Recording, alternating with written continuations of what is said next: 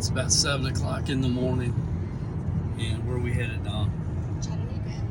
We're headed to Chattanooga, Tennessee it's a 2-day card show there. You can see we got the back of the Jeeps loaded down. And we're looking forward to this show. I was there as an attendee last year, and a lot of kids, a lot of young collectors. So I think it'll be a good market for us. And we'll keep you updated this weekend.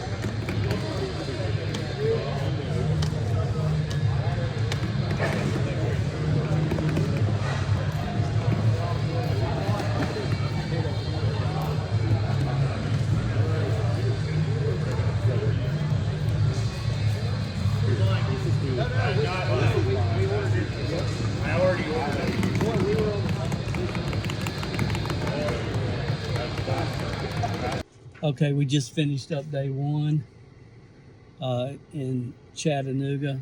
It's a good day. Don, was it a good day? It was a great day. Sold, Tell them about the first card we sold. oh yeah, we sold Wayne Gretzky's rookie card for $1,000. Very first card. Very first card. So we're happy. It was a good day, good crowd, a lot of good people here in Chattanooga. And we'll do it again tomorrow. We're getting ready to head back over to the show for day 2 of Chattanooga. And just kind of thinking about yesterday, that it was a really good day.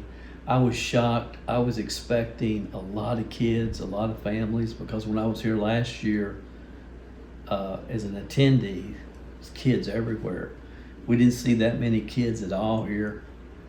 Day one, maybe there'll be more here today. But the thing that I think that really got my attention, there was several people that had been in the hobby late 80s, early 90s that were coming back to the hobby. A lot of people have been involved back into cards 6 months or less. So that was very, very encouraging to see that, to feel like, the hobby's alive and well, and it's attracting a lot of people. Maybe they didn't come back during COVID, but they're coming back now. So we're excited about day 2. Day 1 was fabulous, and we'll give you some updates throughout the day, but we're getting ready to head back over for the start of day 2, Chattanooga flip card shows. They do an awesome job. If you see a flip card show in this area, in your area where you are, they do a lot in the South, a lot in Alabama, Tennessee. Attend it, because they do a really good job at promoting the shows and getting the crowds out there and doing things right. So we'll check in with you the rest of the day. Have a good one. Ready?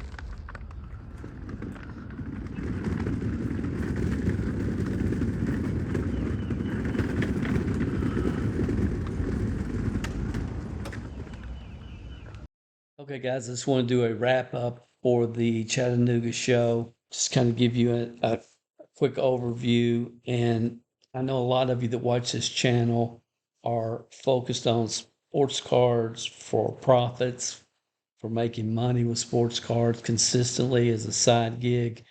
And a lot of you are doing shows or thinking about doing shows. So I want to give you just some insights.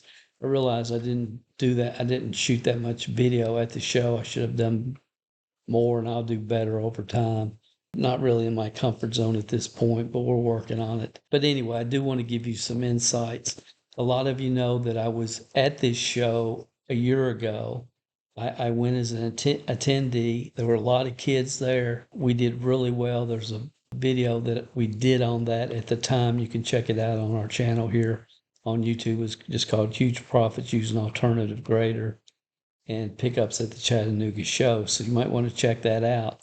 But I want to give you a little bit of insights as far as when you set up at a show. And for those of you that are part of our automatic sports card profits beta course that we have, our program, our system, we have gone into depth on shows and maximizing your profit at shows. But I just want to do a real quick recap and review here for you. This is our table. And as you can see, here's our $15 slab boxes right here. So slabs are $15 each, 4 for $50. And signage that gets people's attention. The key to a show is when they're walking past your table, you've got to grab their attention. You've got to make them think. You've got to, because what people are doing, they're just trying to get through as many tables as they can. And you watch people, they're just looking at showcases all the way table by table by table by table. And so what we're trying to do is really grab people's attention, make them stop. Because if they will stop and look and you have value for the customer, for the attendees of the show, if there's value on your table, they will hang out and they will buy. So anyways, that's the slab box. Here is the Braves box. Prices marked. You see the signage here, Braves, prices marked. So this is all Braves cards. We sold a ton of Braves cards. This is my showcase. There's the Walter Payton rookie that we sold up here in this spot right there. Just notice this. This is the spot where the Wayne Gretzky rookie card was that we sold. We sold that. That was the first thing we sold at the show. Then we have our dollar boxes. We just had football and basketball set up, I think, our baseball and football set up, and our at $1 each, 12 for $10, 25 cards for $20. And we had people just handing us $20 bills during the entire show from these boxes because there's a lot of value there. Most of these come from collections that we bought out. That's where we get most of this inventory. Then we have Price's Mark box, a lot of one touches, a lot of Hall of Fame players in here that aren't Braves. The boxes are wax here, did no good at all. And I've realized that people that are buying wax go to tables that all they have is wax. And you'll see that at every show. Tables that just have a lot of wax. So we won't be bringing back any more wax. This is something I'm very disappointed in. This was a Ronald Acuna plaque that we had put together. It's got the green, the blue, the pink, the colors from Heritage this year. I thought that there would be more interest in this than there was. This is, you'll see cards here. I'll be talking about this in the future. We got a great, phenomenal idea, and it all relates to these cards that you see laying here, and I'll be covering that in a future video. We're probably going to be implementing that at the next show we're doing, I think this weekend in Commerce, Georgia. So you'll see what we're doing there. We'll be talking about that. This is one of the most important displays that we have. And again, this display works really well. The purpose of it, again, is to get people to stop. This original Billy Ripken Fleer F card. We have the original and the black tape version. It was in a custom frame here that holds 2 cards. That got a lot of people stopping and looking, and it sold our second day, which I knew it would. This is just a giveaway that they gave at the ballpark in Atlanta, an Arcia necklace replica that gets kids to stop and look. This is the classic Bo Jackson score, bad over shoulder pads. You guys have seen that card, very classic card. We had 2 of those. We sold both of them at this show. This is the classic King Griffey Jr. bubblegum blowing card, which again grabs attention. We've sold so many of this card at shows and on eBay. A lot of you that follow our eBay purchases every month. One month I went really heavy and I bought as many of these as I could get my hands on. We sent several for grading. We've done extremely well with this card, but I like having it on this display because it grabs people's attention. So that's just kind of a psychological overview of how we set up a table at a show. We only had one 8-foot table. Normally we like to do two tables, and then we can do our football box and our quarter box, and you'll see examples of that in future videos. All right, but let's just look at some of our sales just to give you an idea of what we sold. This is from our $15 slab box. There's 10 different slabs there. You can check those out. We sold several from this slab box. This was basically, we tried to keep this full the whole time, and we did extremely well with that. These are just some from the Prices Marked box, where we have a lot of different cards, a lot of Hall of Famers, a lot of star players, superstar players. This is some Ellie cards that we sold to one gentleman, the big Ellie fan. This is some more from our our Prices Marked box and our slab box. I think the Fernando here came from the slab box. It's another sale. Gentleman bought a White Gooden rookie, Griffey Classic, 89 Upper Deck, and then this Ellie PSA 10, the Topps Chrome Ellie here, and then a Patrick Mahomes. I think this one originally came out of a dollar box, and we sent it for grading. Those of you that follow our purchases, you know we buy a lot of these cards because they do very well at shows. This is an alternative grader. You can see the label here. It's did really well on that card, and the Ellie. Ellie was PSA 8. Here's another Acuna from the alternative grader. Somebody came and bought not every, but several. You can see 375 Topps cards that we had in our $15 box. This particular Acuna card, a young man came probably in his 20s. He said the main reason he came to the show was to buy a slabbed Acuna card. He didn't say a PSA slab. He didn't say a Bowman slab. He just said he wanted a slabbed Acuna card to add to his collection. And again, this is an alternative grading company.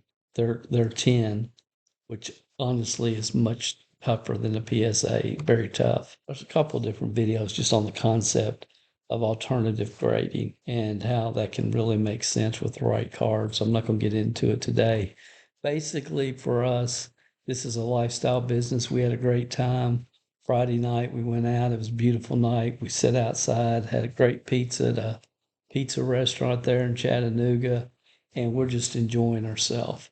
You know, we love to go to baseball games, and we're enjoying shows. We've met a lot of great people in Chattanooga, really good people. So it was a fun weekend for us. And that's for really what it's all about is, just enjoying our life and having what I call a lifestyle business, which is what CMG Sports Cards is for Don and I. So again, if you get a chance to attend or set up at a flip trade show, they do a very good job. It's well run, and I would highly recommend it. And lastly, just want to remind you guys, if you haven't been to our website lately, okay, here it is. You can go to cmgsportscardinvestments.com, cmgsportscardinvestments.com.